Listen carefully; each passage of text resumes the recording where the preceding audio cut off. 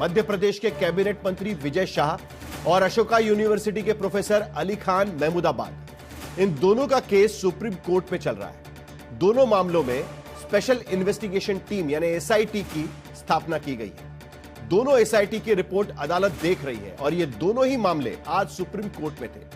पता चला कि दोनों मुकदमों की जांच अभी शुरू हुई और जांच रिपोर्ट अब गर्मी की छुट्टियों के बाद अदालत तक पहुंच सकती है।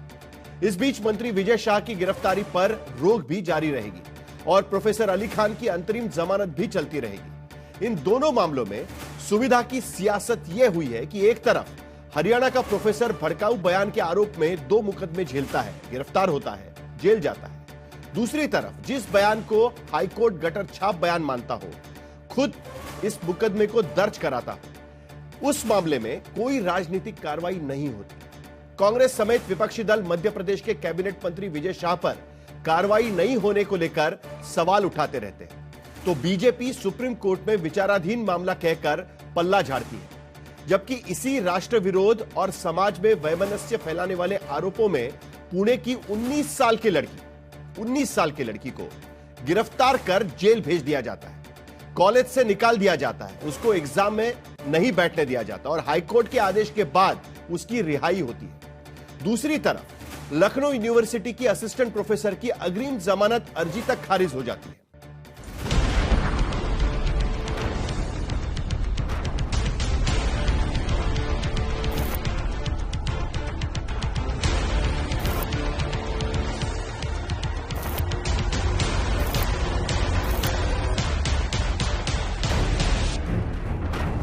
ऑपरेशन सिंदूर में पाकिस्तानी आतंक की तबाही का गर्द बैठ गया, लेकिन उसके बहाने शुरू हुआ विवाद अब अदालतों में तारीख पर तारीख की कहानी में उलझ गया है।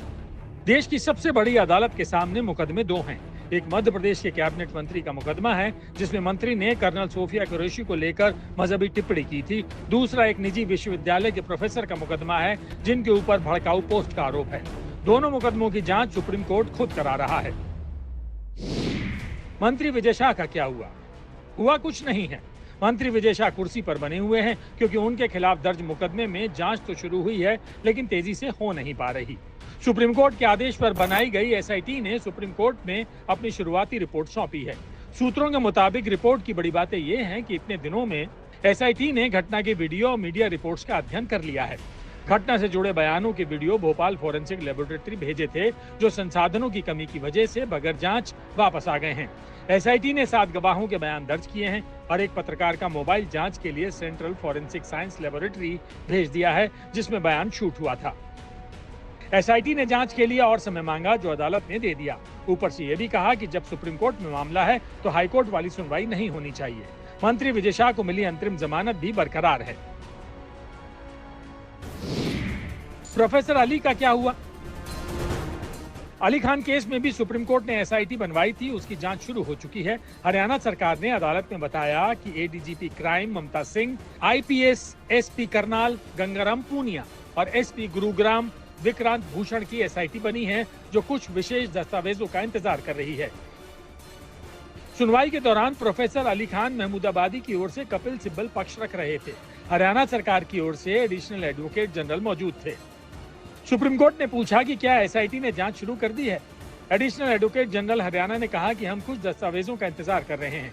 सिब्बल ने पूछा ये कौन सी जांच है, किन दस्तावेजों की जरूरत है। एडिशनल एडवोकेट जनरल हरियाणा ने कहा कि आरोपी 14 देशों का दौरा कर चुका है, उसकी जांच होनी चाहिए। सिब्बल ने अदालत से कहा कि ये तो कुछ और भी जांच करने लग सकते हैं। अदालत ने हरियाणा सरकार के वकील से कहा आप सिर्फ दोनों एफआईआर की जांच करें, इधर उधर नहीं जाएं और निचली अदालत में रिपोर्ट सौंपने से पहले सुप्रीम कोर्ट को सौंपें। इसके साथ ही हरियाणा सरकार की एसआईटी को अगली रिपोर्ट देने के लिए 3 सप्ताह का समय मिल गया। तब तक अली खान को मिली अंतरिम राहत बरकरार रहेगी। मगर ऑपरेशन सिंदूर को लेकर देश के खिलाफ, सेना के अफसरों के खिलाफ और भारत सरकार के खिलाफ सोशल मीडिया पर बोलने वाले कैंपस के कुछ और मामले अदालत तक पहुंचे हैं। इसमें पुणे की 19 साल की खतीजा है जिसने भारत के खिलाफ 7 मई को इंस्टा पोस्ट लिखा, उसे डिलीट किया, माफी मांगी, लेकिन 9 मई को गिरफ्तार कर ली गई। 15 मई तक पुलिस हिरासत में रही, 27 मई तक जेल में रही और हाईकोर्ट के अंतरिम जमानत के आदेश पर रिहा हुई। दूसरी लखनऊ यूनिवर्सिटी की असिस्टेंट प्रोफेसर माधुरी काकोटी हैं जिनके खिलाफ राष्ट्र विरोधी बयान के आरोप में लखनऊ के हसनगंज में मामला दर्ज है और निचली अदालत ने उनकी अग्रिम जमानत अर्जी खारिज कर दी है। इन घटनाओं से पता चलता है कि पहलगाम के नरसंहार के बाद राष्ट्र की भावना और सुरक्षा के खिलाफ दिए गए बयानों में पुलिस की कार्रवाई और ऑपरेशन सिंदूर के बाद सेना और सेक्युलरिज्म के खिलाफ दिए गए बयानों में पुलिस की कार्रवाई में फर्क है, जिसे लेकर विपक्ष सवाल उठाता रहा है। आज तक ब्यूरो।